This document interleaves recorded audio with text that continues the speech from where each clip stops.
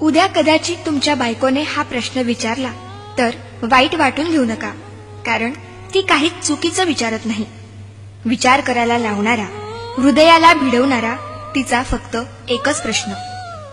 देह माझा हळद तुझ्या नावाची, हात माझा मेहंदी तुझ्या नावाची, भांग माझा सिंदूर तुझ्या नावाचा, माथा माझा बिंदिया तुझ्या नावाची, नाक माझे नथ तुझ्या नावाची, गळा माझा मंगळसूत्र तुझ्या नावाचे, मनगट माझे बांगड्या चुडा तुझ्या नावाचा, पाय माझे जोडवी तुझ्या नावाची, आणि हो, वडीलधाऱ्यांच्या पाया मी पडते आणि अखंड सौभाग्यवती भव आशीर्वाद मात्र तुला.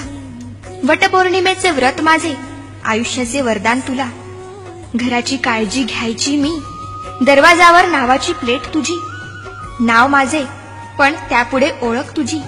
इतकंच काय, उदर माझे, रक्त माझे, दूध माझे आणि मुलं तुझ्या नावाची.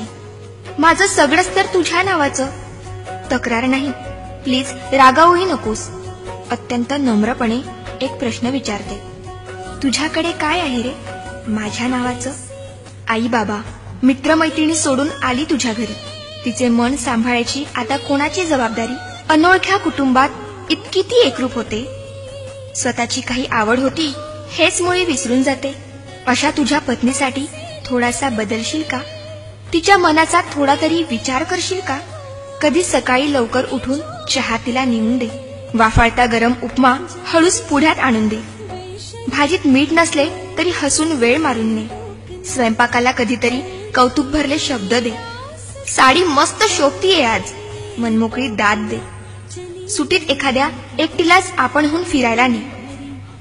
मुलगीच समजून हट्ट एखादा तूच जरा समजून घे. वाढदिवस नसतानाही प्रेझेंटचा धक्का दे. वादात स्वर उंचावताच शांतपणे ऐकून घे. पुरुषप्रधान संस्कृती सोडून माणूसपणाला थारा दे. झोपताना थोपटून तिला आधाराची कुशी दे. जमलेच तर सुरात गुणगुणून स्वप्नांची मोकळीक दे. हातात हात घेतलास लग्नात, आता खरी साथ दे. नवरेपणा दूर टाकून विसावायला प्रेमळ खांदा दे. अशी काहीशी साथ दे, मित्रत्वाचा हात दे.